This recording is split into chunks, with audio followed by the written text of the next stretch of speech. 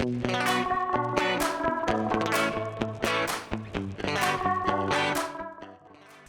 there, it is Christine. Welcome to my channel. Welcome here. I am mama to 3, and I am going to be talking to you today about the things I did not expect about labor.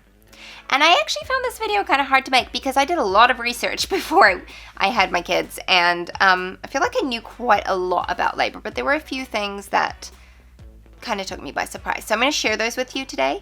If you haven't seen it, I've also done a video about things I never expected postpartum or took me by surprise, so I will link that in the cards for you. You can go check that out. Also, if you are new and you're interested in hearing mama talk and homeschool talk, then please feel free to subscribe, because those are the kinds of things that I share on my channel, and I would love to have you along. My kids are 4, 3, and 1. They're all very little. My eldest is almost 5. Oh my gosh. Like, I think it's going to be the hardest birthday we've been through so far. For me, anyway. 5's like a big deal in my head. But yeah, they're little and it's busy, and I just love to share what I've learned so far and things that I think will help you out. So go ahead and subscribe if you think you'll be interested. Let's get stuck into the video. So before I jump in, I just want to say that I'm talking about this from my perspective, and I had 3 natural, almost completely drug-free labors. My first, I had gas and air, and that was it. So that's all I've had as far as my 3 labors go, and so I'm sharing it from that perspective. So just be aware, I've never experienced like an epidural or cesarean section or anything like that.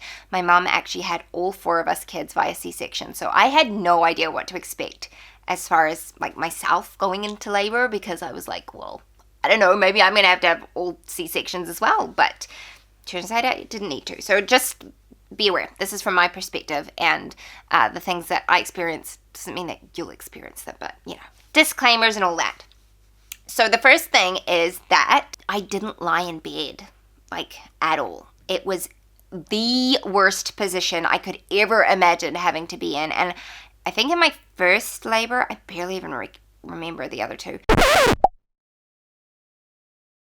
in my first labor, they checked me and a couple times. And those were like the worst parts of the entire labor, because I had to lie on my back and they had to check me. The rest of my labor, I was like standing up and walking around and hanging on to like door frames while I went through contractions.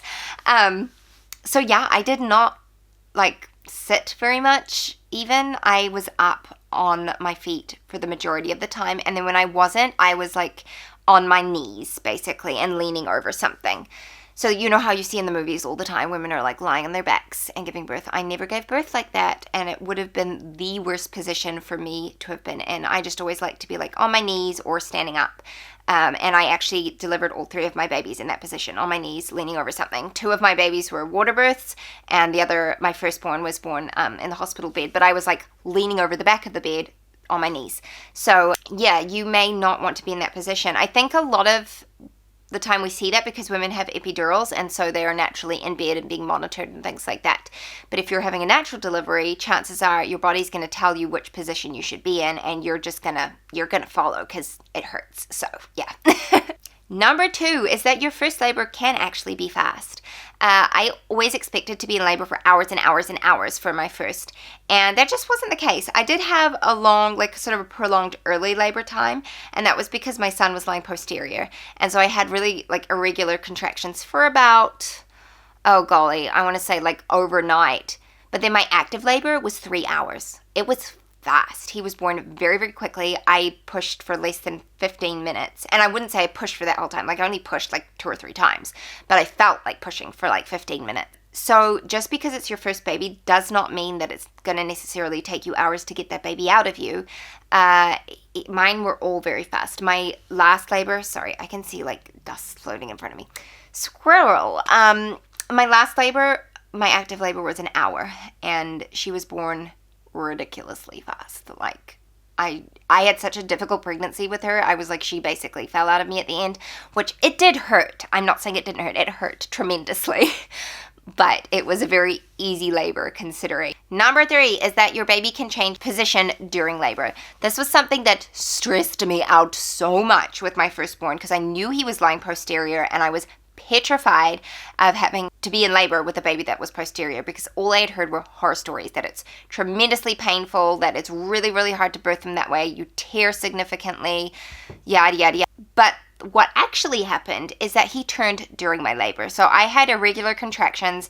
I had some contractions the night before that woke me up, but then I went back to sleep and it was fine. And then I had a membrane sweep that afternoon or that morning, I can't actually remember. And my contractions started up again, but they were irregular. And that lasted basically a lot of the night till about 2 in the morning, I think, somewhere around there, 1 or 2 in the morning. And during that time, I actually got down on my knees and put my head down on the ground so my butt was sticking up in the air. And that position helped him to flip. And he flipped, and it was like clockwork, and my contractions were a lot more manageable and a lot more regular. And that's when my waters broke and I went into active labor. So don't despair. If you do have a baby that's in the wrong position, it doesn't necessarily mean that they're going to stay there. There is a chance that they will move. I believe that is more true the more babies you have, because there's more room in there. But with your firstborn, it's a little bit trickier because you haven't like stretched everything out yet. Once you've had one, it'll get stretched out. My next thing that I did not expect is, like they talk about natural labor. Well, pushing a baby out does not feel very natural. I'm just going to say that. I don't know why, but I had in my head, like I knew it was going to hurt. And I knew that there was the ring of fire. But I don't remember feeling that with my firstborn anyway. I was just thrown by how hard his head felt. And I think it's because you just have in your mind, well, I had in my mind that babies are soft and squishy and like all that. And so I just like imagined a soft, squishy baby coming out. No, it was like birthing a boulder. I felt like I was giving birth to a rock. Yeah, it doesn't feel natural. So I'm just going to share that with you. And the last thing I'm going to share is actually, it's kind of postpartum, but it's also not.